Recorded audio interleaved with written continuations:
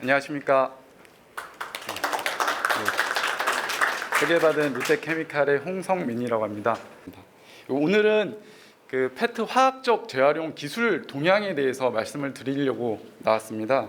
그래서 주로 이제 페트 수지 자체보다는 이제 이 화학적 재활용 페트를 만들기 위한 그 공정에 대한 기술 이런 거 위주로 좀 소개를 드리도록 하겠습니다.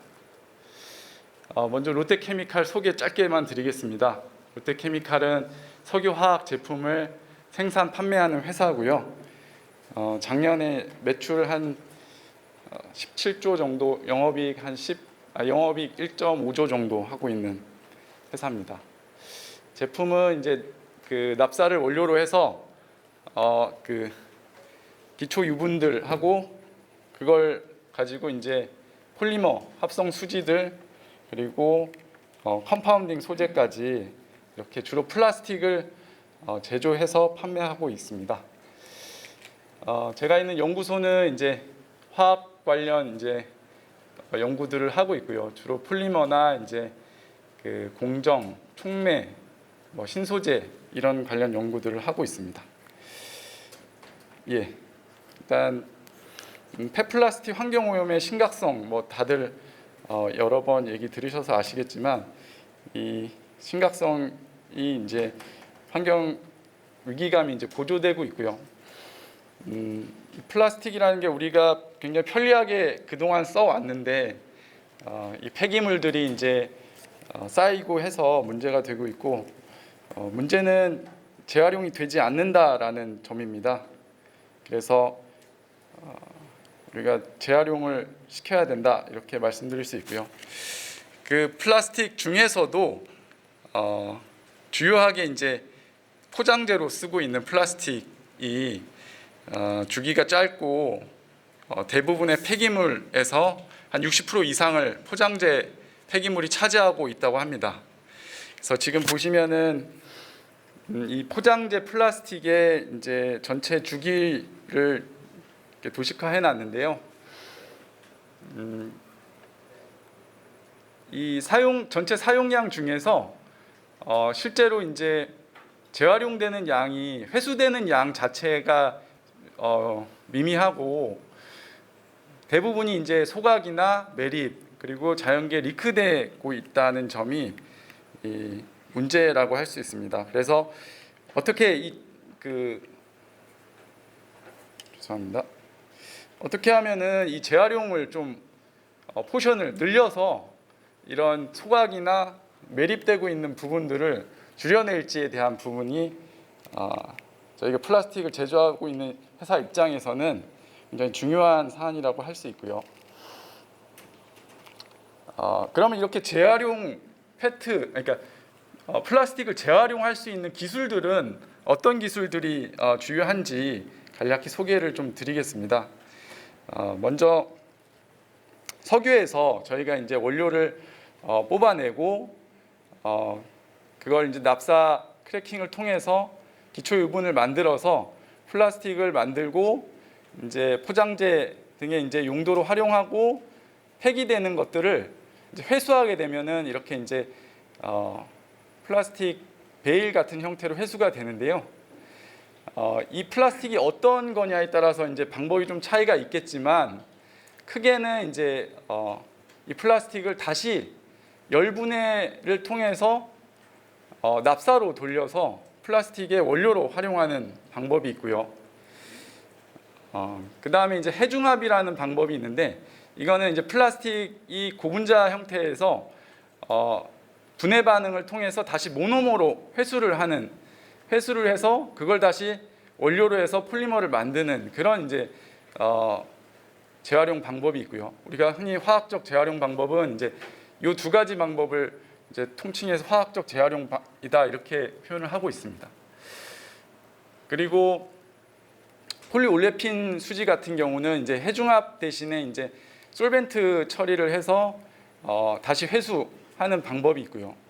그거 외에는 현재 이제 가장 많이 사용이 되고 있는 이제 기계적 재활용 방법, 물리적으로 저희가 깨끗한 걸 잘 회수해서 녹여서 다시 칩 형태로 가공을 해서 사용하는 방법이 있습니다. 그래서 뭐 플라스틱의 종류라든지 품질의 상태라든지 이런 것들을 고려해서 적절한 방법을 선택을 해서 재활용을 하고자 하는 노력들이 많이 만들어지고 있고요. 이 표는 이제 플라스틱 수요를 예측한 표인데 연도에 따라서 이제 플라스틱의 사용량이 계속 전체 사용량을 증가를 하는데 이 증가를 하는 데 있어서 석유 유래의 이제 피드스탁에서 유래한 폴리머의 포션은 이제 점차 이제 성장률이 어느 정도 이제 세츄레이션 될 거고 그 나머지 포션을 앞서 말씀드렸던 이제 화학적 재활용이나 이제 기계적 재활용 이런 방식들로 해서 만들어지는 플라스틱이 그 자리를 이제 차지할 것으로 예상을 하고 있습니다. 예, 그 페트 수지에 대해서 간략히 말씀드리고 페트 화학적 재활용 기술에 대해서 또 말씀을 좀 드리겠습니다. 페트 수지는 다 아시겠지만 저희 생활에 굉장히 이제 친숙한 소재고요. 안전하고 또 차단성도 좋아서 포장 용기로도 많이 쓰이고 있습니다. 또 유리 용기 대비해서 가볍기 때문에 뭐 운송 비용도 세이브할 수 있고요. 그에 따른 에너지 비용도 절약할 수 있어서 사실 이 페트 자체만으로도 친환경적인 효과가 좀 있다 이렇게 말씀드릴 수 있고 또 이제 단일 물질이기 때문에 완전한 재활용이 가능한 소재라고 할 수 있습니다. 이 페트의 원료가 되고 있는 거는 크게 이제 이런 테레프탈산이라는 석유 유래 이제 모노머 그러니까 원료화 에틸렌 글라이콜이라는 이 두 가지를 가지고 만들 수가 있고요.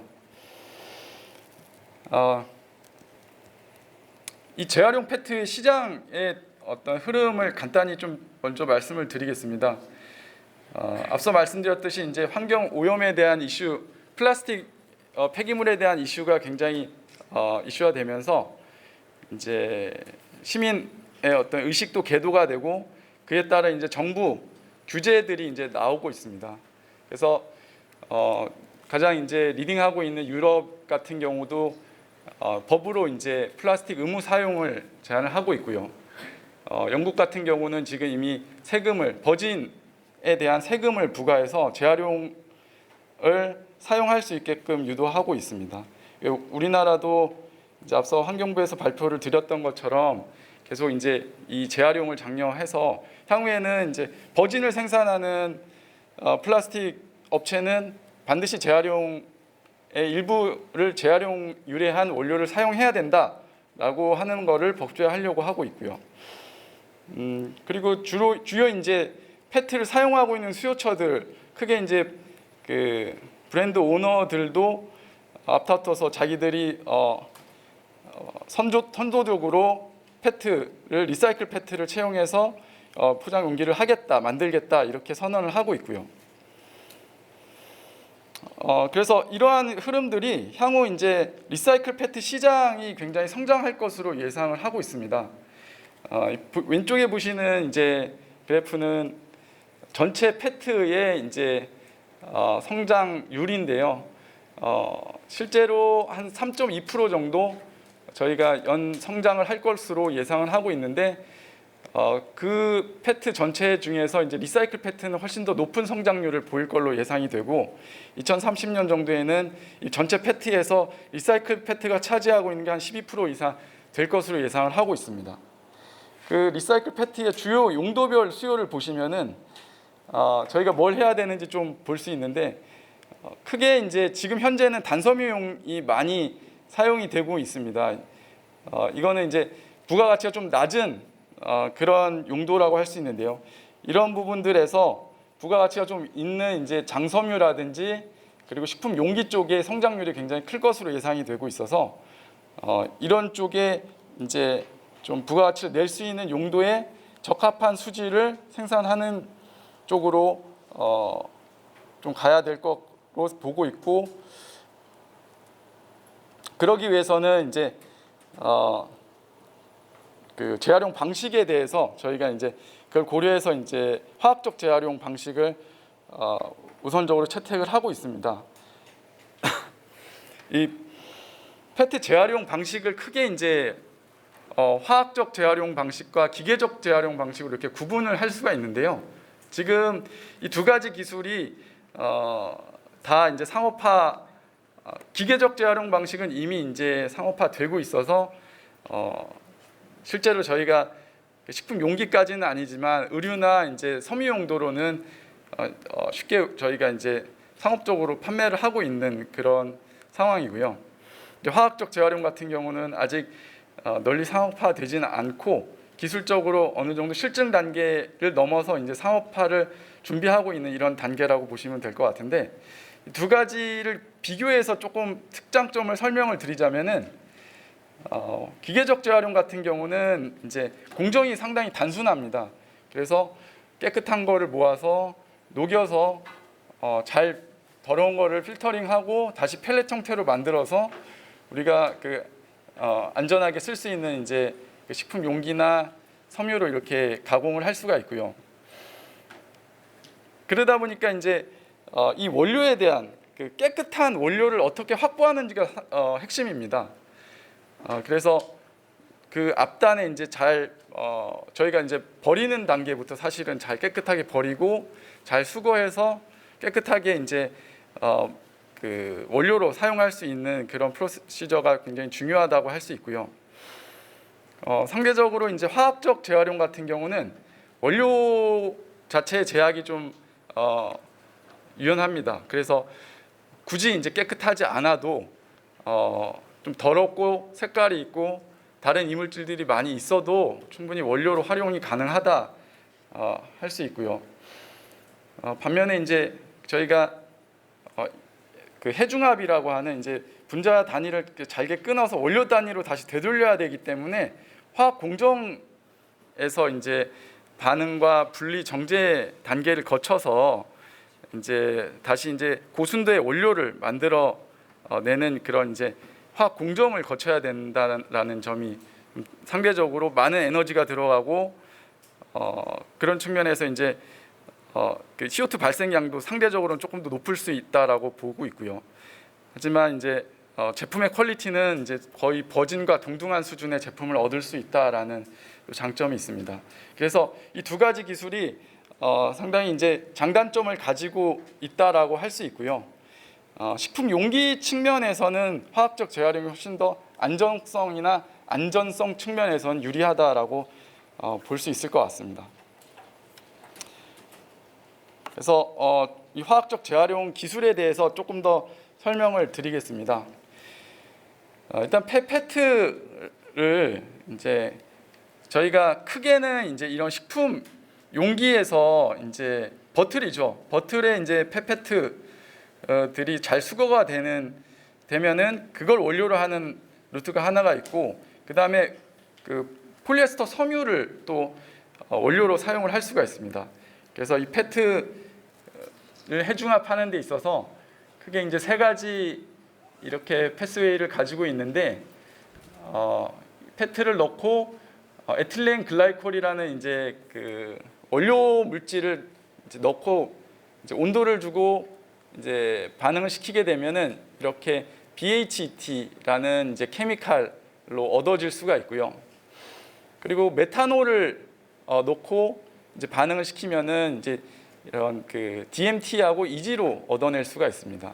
또 이 페트에다 물을 넣고 이제 막 온도를 넣고 끓이면은 원래 원료인 TPA랑 이지로 이렇게 분해가 될 수 있는데, 이 각각의 이제 반응 이 공정이 장단점이 좀 있습니다. 에틸렌 글라이콜리시스 같은 거는 이제 해중합 반응이 굉장히 용이합니다. 쉽게 이제 이 프로덕트인 BHT 산물로 갈 수가 있고, 대신에 이제 이지와 BHT가 서로 굉장히 강한 친화력을 갖고 있다 보니까 이 두 개를 이제 분리하는데 많은 에너지 비용이 들어가게 됩니다. 그리고 반대로 메탄올리시스의 경우에는 반응이 좀 어렵습니다.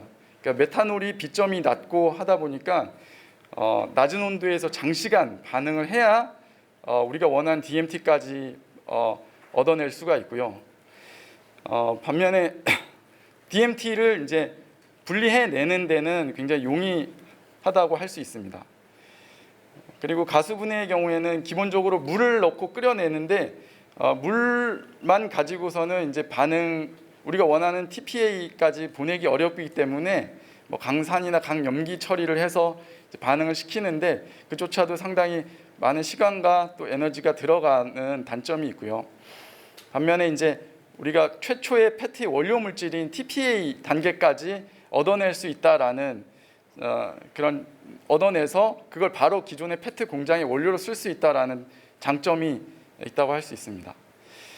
저는 오늘 그 글라이콜리시스와 메탄올리시스를 우선 먼저 좀 간단하게 이 프로세스가 어떻게 차이가 있는지를 말씀을 드리고, 그 다음에 이제 글라이콜리시스에서는 또 어떤 기술들이 있는지에 대해서 소개를 드리도록 하겠습니다. 글라이콜리시스 같은 경우는 이제 여기 대표적인 이제 그 공정의 흐름도라고 할 수 있는데요. MEG, 그러니까 그 원료 물질인 MEG와 그리고 웨이스트 페트, 플레이크 이제 하고 촉매를 넣고 해중합 반응을 시키게 됩니다. 그렇게 되면 이제 앞서 말씀드렸던 것처럼 이제 BHT라는 물질과 EG가 이제 섞여 있는 믹스처가 얻어지게 되고, 얘를 이제 물리적으로 필터링을 하고 그 다음에 이제 이 MEG를 분리하는 공정을 거치고, 그리고 색을 제거하는 공정, 그리고 다시 정제를 해서 우리가 고순도의 BHT를 얻어낼 수가 있는데요. 요 이제 분리하고 정제하는 요 공정에서가 어떻게 좀 경제성을 갖출 수 있는 기술을 공정을 확립하냐가 주요 핵심 기술이라고 할 수 있습니다. 메탄올리시스 같은 경우는 이제 페트 플레이크와 그리고 메탄올을 넣고 또 이제 반응을 촉진시킬 수 있는 촉매를 넣고 이제 메탄올리시스 반응을 시키게 되는데, 이때 이제 메탄올의 그 비점보다 낮은 온도에서 빨리 빠른 속도를 낼 수 있는 촉매의 기술이 핵심이라고 할 수 있고요. 이렇게 해서 이 얻어진 그 산물인 DMT와 EG를 잘 분리해서 정제하는 공정을 거쳐서 DMT와 EG를 얻어낼 수가 있습니다. 그래서 이 두 가지 이 기술이 대표적이다라고 할 수 있고, 이 두 가지 기술에 대해서 대표적인 이제 그 기술 선들에 대한 내용을 간단히 말씀을 드리겠습니다. 지금 이제 전 세계적으로 이 페트 화학적 재활용을 할 수 있는 기술을 보유한 업체들을 여기 조금 표시를 해두었습니다. 그래서 구분을 이제 글라이콜리시스 프로세스를 개발하고 있는 업체들, 그리고 메탄올리시스를 통해서 이 공정을 개발하고 있는 업체, 그 외에 이제 바이오 공정이나 이제 하이드롤리시스 방법을 통해서 이렇게 기술을 개발하고 있는 주요 이제 그 기술을 선도하고 있는 기술처들이라 할 수 있고요. 여기서 이제 이 숫자는 기술이 어느 정도 성숙이 됐는지, 그러니까 상업화하는데 어느 정도 이제 가까이 있는지에 대한 수치로 높을수록 이제 상업화에 근접한 기술이 성숙된 기술이라고 할 수 있습니다. 그래서 뭐 네덜란드의 아이오니카나 이제 이태리의 가보, 일본의 제플란 이런 업체들은 이제 그 일부 업체는 지금 상업화를 하고 있는 데도 있고요. 곧 이제 상업 공장을 구축을 해서 양산을 준비하려고 하는 기술을 보유하고 있다, 이렇게 말씀드릴 수 있을 것 같고, 그리고 뭐 캐나다의 루프나 미국의 이스트만 같은 경우도 이 메탄올리시스 공법을 가지고서 상업화를 준비하고 있는 걸로 알고 있습니다. 예, 그 외에도 이제 좀 특이하게 이제 스위스의 그린이라는 데는 이제 하이드롤리시스를 하는 데 있어서 마이크로웨이브를 통해서 좀 더 쉽게 반응을 시켜서 잘 쪼개낼 수 있는 그런 신기술들을 선보이고 있고요. 그리고 카비오스라는 데는 이제 바이오 공정으로서 이제 그 엔자임, 어떤 독특한 엔자임을 통해서 이제 분해를 시키는, 그런 분해하고 그걸 분해된 걸 가지고 다시 회수하는 그런 기술들을 개발하고 있습니다. 롯데케미칼도 이 페트 화학적 재활용 기술을 준비하고 있고요.